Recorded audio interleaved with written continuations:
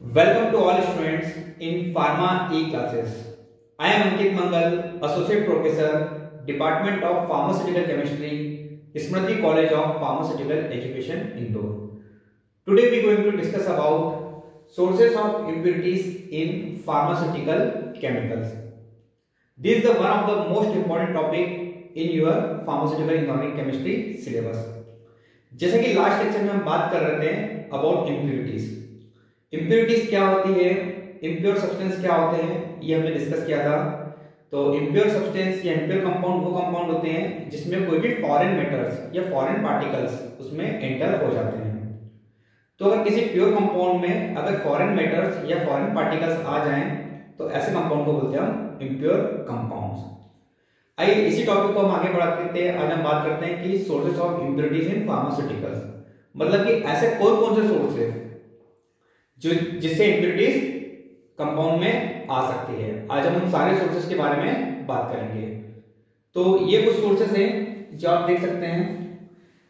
ये सारे बहुत ही इंपॉर्टेंट सोर्सेस है जिसे हमें पढ़ना है और अच्छे से समझना है, क्योंकि बहुत इंपॉर्टेंट टॉपिक है। एक बार फिर से बोल रहा हूँ, बहुत इंपॉर्टेंट है, इसको मिस बिल्कुल भी नहीं करना है और इसको बहुत अच्छे से समझना है। तो ये सारे सोर्सेस एक बार अपन पढ़ लेते हैं कौन से सोर्सेस है जिससे इम्प्योरिटीज किसी भी कंपाउंड में या किसी भी फॉर्मुलेशन में या किसी प्रिपरेशन में आ सकती है।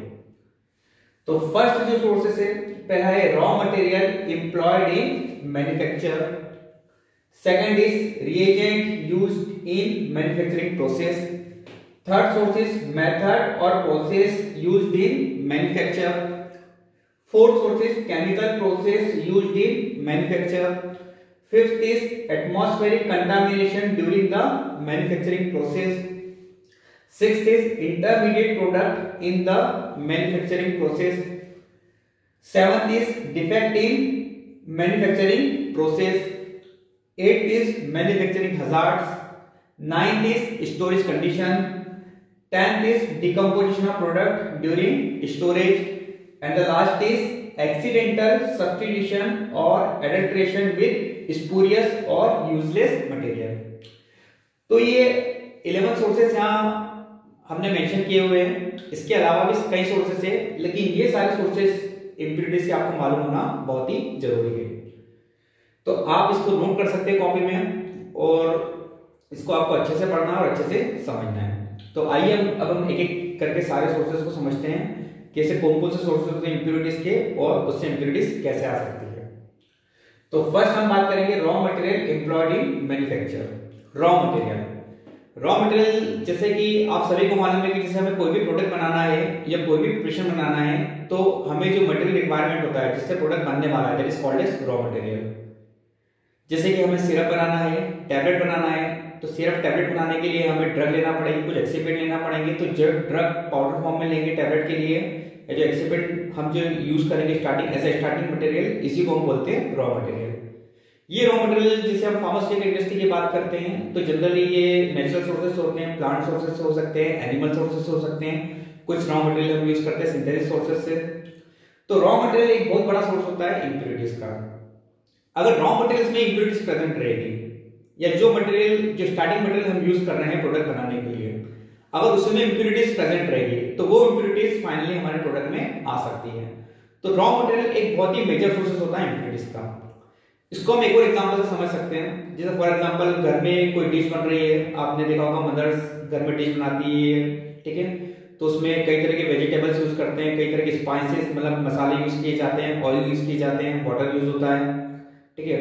अगर ये वेजिटेबल मान लो बहुत ही पुरानी है, ठीक है, ये जो स्पाइसेस यूज कर रहे हैं उसमें अगर किसी भी तरह की इंप्योरिटीज है तो फाइनली हमारी डिश क्या होगी, खराब होगी, ठीक है। सिमिलरली फार्मास्यूटिकल फील्ड में भी ऐसा ही है। फार्मास्यूटिकल प्रोडक्ट में क्या होता है कि जो रॉ मटेरियल अगर हम यूज कर रहे हैं, जो इनिशियल जो स्टार्टिंग मटेरियल यूज कर रहे हैं, अगर वही इंप्योर है, वही अगर अच्छी ग्रेड का नहीं यूज कर रहे, उसमें अगर कोई इंप्योरिटी प्रेजेंट रहेगी तो फाइनली इंप्योरिटीज इसमें आएगी, प्रोडक्ट में आएगी। तो रॉ मटेरियल एक बहुत बड़ा सोर्स होता है, raw material employed in manufacture. इसका अपन एक और एग्जांपल देख लेते हैं NaCl। NaCl आप सभी को मालूम है टेबल सॉल्ट है, ठीक है। NaCl जैसे हम यूज करते हैं तो उसमें जनरली इंप्योरिटीज होती है कैल्शियम और मैग्नीशियम की। अब कैल्शियम का ऐसे बॉडी में अगर कम क्वांटिटी में होता है तो कोई हार्मफुल इफेक्ट नहीं होता है, लेकिन अगर कैल्शियम अगर NaCl हम यूज करने वाले NaCl को लेकिन उसमें कैल्शियम प्रेजेंट है तो कैल्शियम एक्ट करता है एज इम्प्योरिटीज, वो कुछ और केमिकल रिएक्शन करके कुछ और इम्प्योर कंपाउंड बना सकता है आगे चलकर, लेकिन हमें यूज करना है NaCl, लेकिन उसमें कैल्शियम और मैग्नीशियम अगर एज इम्प्योरिटीज प्रेजेंट करे तो ये इम्प्योरिटीज फाइनल प्रोडक्ट में भी आ सकती है। ठीक है, ऐसे अगर कई रॉ मटेरियल में कई तरह की इम्प्योरिटीज मिनरल सॉल्ट हो सकती हैं, कई इम्प्योरिटीज में प्रेजेंट रहती है, अगर वो रॉ मटेरियल में अगर प्रेजेंट करे तो फाइनली हमारे प्रिपरेशन में आएगी। तो रॉ मटेरियल एक बहुत बड़ा सोर्स होता है इम्प्योरिटीज का। आइए सेकंड सोर्स की बात करते हैं, reagent used in manufacturing process. अब फार्मास्यूटिकल प्रिपरेशन की अगर हम बात करें तो उसमें बहुत सारे रिएजेंट यूज होते हैं, कई तरह के रिएजेंट इसमें यूज कर सकते हैं, करते ही इसमें, जैसे कि कई तरह के एसिड यूज करते हैं, कई तरह के अल्कोहल यूज करते हैं, कई तरह के बेस यूज करते हैं, या कई तरह के कंपाउंड यूज करते हैं एज अ रिएजेंट। अगर ये जो रिएजेंट हम यूज कर रहे हैं रॉ मटेरियल के अलावा जो रिएजेंट यूज करने वाले हैं, अगर उस रिएजेंट में अगर इम्प्योरिटीज प्रेजेंट रहे या किसी हमने सॉल्वेंट यूज करा, अगर सॉल्वेंट इम्प्योर है, फॉर एग्जांपल हमने 100% अल्कोहल का जो सॉल्वेंट यूज करा वो 90% प्योर है, या 80% प्योर है, या 70% प्योर है, अगर 70% प्योर है इसका मतलब क्या है, उसमें 30% क्या प्रेजेंट है, इम्प्योरिटीज प्रेजेंट है। तो ये जो 30% इम्प्योरिटीज जो सॉल्वेंट में थी या किसी रिएजेंट में थी, ये फाइनल जाके किसमें आएगी, प्रोडक्ट में आएगी। तो कहने का मतलब ये, अगर हमें प्योर प्रोडक्ट बनाना है तो जो भी हम रिएजेंट यूज करने वाले हैं, जो रिएजेंट हम यूज कर रहे हैं वो कैसा होना चाहिए, प्योर होना चाहिए। अगर रिएजेंट भी इम्प्योर होगा तो वो इम्प्योरिटीज आगे चल के प्रोडक्ट में डेफिनेटली आ सकती है। थर्ड सोर्स की बात करें, मेथड और प्रोसेस यूज्ड इन मैन्युफैक्चरिंग। अब किसी भी फॉर्मुलेशन को फॉर्मुलेट करने के लिए या बनाने के लिए, किसी प्रिपरेशन को बनाने के लिए कई तरह की मेथड हो सकती है। अब उस मेथड में, हर मेथड में अलग अलग रॉ मटेरियल यूज किए जाते हैं। कुछ मेथड ऐसी रहती है बहुत ही कम ड्यूरेशन में कंप्लीट होती है, कुछ मेथड ऐसी रहती है जो कई दिनों तक भी चल सकती है, 2 दिन 3 दिन 4 दिन।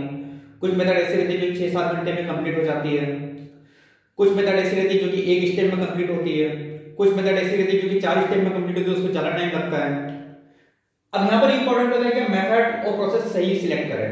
अब किसी भी फॉर्मुलेशन को बनाने के लिए 4 मेथड है और हम वो मेथड सिलेक्ट कर रहे हैं जो काफी लॉन्ग ड्यूरेशन में चलने वाली है और उसमें कई स्टेप्स है। कई स्टेप्स मतलब कि पहले ए बनेगा कंपाउंड, फिर बी बनेगा, फिर सी बनेगा। तो कहने का मतलब यहाँ मेथड अगर हमने बहुत ही ऐसे सिलेक्ट करी जिसमें बहुत ज्यादा टाइम लग रहा है, या जो बहुत ही ज्यादा बड़ी मेथड है या बहुत ज्यादा स्टेप्स में होने वाली है, तो इस ड्यूरेशन में क्या होता है कि इम्प्योरिटीज होने के चांसेस बढ़ जाते हैं। तो ये हमें ध्यान रखना होता है कि हम जो भी कंपाउंड बना रहे हैं या जो भी फॉर्मुलेशन बना रहे हैं, जो भी फार्मास्यूटिकल प्रोडक्ट बना रहे हैं, उसमें मेथड सही सिलेक्ट करें। अगर मेथड हम सही सिलेक्ट नहीं कर पाते हैं या मेथड अगर हमने गलत सिलेक्शन कर दिया, ठीक है, जिसमें इम्प्योरिटीज आने के चांसेस है, तो वो इम्प्योरिटीज फाइनली क्या होगी, हमारे प्रोडक्ट में आ सकती है। नेक्स्ट हम बात करें chemical process used in manufacturing. अब एक बात हमने कर ली मेथड की, सेकंड बात कर ली हमने केमिकल प्रोसेस की। अब ये डिफरेंस क्या है? अब केमिकल प्रोसेस कई तरह की होती है, जैसे ऑक्सीडेशन होता है, रिडक्शन होता है, हाइड्रोलिसिस होता है, एस्टेरिफिकेशन होता है, ये सारे केमिकल प्रोसेस है। अब ये केमिकल प्रोसेस अगर प्रिपरेशन या फॉर्मुलेशन में ये चीजें इन्वॉल्व हो रही है या इसकी रिक्वायरमेंट है केमिकल प्रोसेस की, तो इन तरह से भी केमिकल रिएक्शन से या केमिकल प्रोसेस से क्या होता है, कई तरह की इम्प्योरिटीज प्रोड्यूस हो सकती है। और ये इम्प्योरिटीज अगर केमिकल प्रोसेस में बन रही है एज अ बाय प्रोडक्ट या प्रोडक्ट के साथ कुछ और प्रोडक्ट बन रहे हैं केमिकल प्रोसेस से, तो ये जो इम्प्योरिटीज है केमिकल रिएक्शन में आ सकती है। तो ये भी एक सोर्स होता है chemical process used in manufacture. तो अभी तक अपन ने 4 सोर्स डिस्कस करे। First is raw material employed in manufacture, कहने का मतलब अगर रॉ मटेरियल इम्प्योर होगा तो प्रोडक्ट में इम्प्योरिटीज आ सकती है। Second, reagent used in manufacturing process, अगर जो हम रिएजेंट यूज कर रहे हैं वो इम्प्योर होगा, जैसे वाटर यूज कर रहे हैं या अल्कोहल यूज कर रहे हैं और कोई रिएजेंट यूज कर रहे हैं वो इम्प्योर होगा, तो उससे भी इम्प्योरिटीज आ सकती है। रिएजेंट सॉल्वेंट से भी इम्प्योरिटीज आ सकती है। Third, method process used in manufacturing, अब जो मैन्युफैक्चरिंग करने की हम ऐसे मेथड सेलेक्ट कर रहे हैं जिसमें इम्प्योरिटीज आने के चांसेस ज्यादा हैं और वो अगर सिलेक्ट करते हैं मैन्युफैक्चरिंग के लिए तो वहां पे इम्प्योरिटीज आ सकती है। Fourth is chemical process in manufacturing, तो जो केमिकल प्रोसेस हम यूज कर रहे हैं जैसे ऑक्सीडेशन, रिडक्शन, हाइड्रोलिसिस या और भी बहुत सारी केमिकल प्रोसेस होती है, तो उससे एज अ बाय प्रोडक्ट या इस रिएक्शन से भी इम्प्योरिटीज प्रोडक्ट में आती है। Next is atmospheric contamination during the manufacturing process. बहुत ही सिंपल है एटमॉस्फेरिक कंटामिनेशन, मतलब हम जहां वर्क कर रहे हैं या जहां पर फॉर्मुलेशन डेवलप कर रहे हैं या जहां पर फार्मास्यूटिकल्स का प्रिपरेशन हो रहा है किसी भी कंपाउंड का या किसी भी प्रोडक्ट का, अब वहां का जो आसपास का जो सराउंडिंग है, जो आसपास का जो एटमॉस्फेयर है वही अगर कंटामिनेटेड है, जैसे फॉर एग्जाम्पल अगर हम बात करें कि अगर हमें जो प्रोसेस है प्रॉपर ऐसी लैब में कर रहे हैं जहाँ प्रॉपर क्लीनिंग है, ठीक है, आसपास का कंटामिनेशन वहाँ पर एंटर नहीं हो सकता। अगर ऐसी प्लेस पे अगर हम मैन्युफैक्चरिंग कर रहे हैं तो वहाँ पर इम्प्योरिटीज आने के चांसेस बहुत ही कम रहते या नहीं रहते। लेकिन ये प्रोसेस अगर मान लो हम ओपन एरिया में करेंगे तो एटमॉस्फेयर में कई तरह के डस्ट पार्टिकल्स होते हैं, छोटे छोटे पार्टिकल्स जो हमें दिखते भी नहीं है वो पार्टिकल्स होते हैं, तो पूरा एटमॉस्फेयर कंटामिनेशन फाइनली किसमें आएगा, प्रोडक्ट में आएगा। तो हमें ये ध्यान रखना बहुत जरूरी होती है किसी भी प्रिपरेशन को बनाने के लिए कि एटमॉस्फेरिक कंटामिनेशन नहीं हो। अगर ये एटमॉस्फेरिक कंटामिनेशन कोई भी डस्ट पार्टिकल या किसी भी अदर पार्टिकल या कोई भी फॉरेन पार्टिकल्स प्रिपरेशन में अगर आ रहे हैं एटमॉस्फेयर से, तो ये भी एज अ सोर्स वर्क करेगा इम्प्योरिटीज का। तो ये 5 जो पॉइंट है आज हम डिस्कस करें। Raw material used in manufacture, second reagent used in manufacturing process, third method process used in manufacture, fourth is chemical process used in manufacture and fifth is atmospheric contamination during the manufacturing process. तो I hope ये 5 point आप बहुत अच्छे से समझ चुके होंगे। बाकी की जो रिमेनिंग पॉइंट है वो हम नेक्स्ट सेक्शन में डिस्कस करेंगे। आप सभी लोग इसको नोट कर लीजिए अपनी कॉपीज में। और एक बार फिर से मैं बोल रहा हूँ कि ये आपके इनऑर्गेनिक केमिस्ट्री के पॉइंट ऑफ व्यू से, एग्जाम पॉइंट ऑफ व्यू से, आपके सिलेबस के पॉइंट ऑफ व्यू से बहुत इंपॉर्टेंट है। इस सारे जो जितने भी अपन ने 11 पॉइंट यहाँ डिस्कस कर रहे हैं अपन, ये अपने को समझना बहुत ही जरूरी है। तो 2 मिनट के लिए थोड़ा सा मैं यहाँ पर हट जाता हूँ और आप इसको जब तक नोट कर लीजिए। आज के लिए इतना ही। कल हम रिमेनिंग पॉइंट्स की बात करेंगे, sources of impurities in pharmaceuticals. तो आपको क्या करना है, आपको अपनी कॉपी में पहले इम्प्योरिटीज क्या होता है जो अपने लास्ट लेक्चर में हमने पढ़ा था, ठीक है, आप चाहे तो उसको उस वीडियो को एक बार फिर से देख सकते हैं। इम्प्योरिटीज क्या हो सकती है उसकी डेफिनेशन आप लिखिए। सेकंड आप पॉइंट लिखिए sources of impurities in pharmaceutical chemicals, उसके 11 पॉइंट आपको लिखना है, ठीक है। और 11 पॉइंट लिख के इसके भी जो नोट्स जब कंप्लीट हो जाएंगे नेक्स्ट लेक्चर में, तब वो मैं आपको व्हाट्सएप ग्रुप पे शेयर कर दूंगा। तो 2 मिनट में यहाँ से हट जाता हूं, जब तक आप सारे पॉइंट्स को नोट कर लीजिए।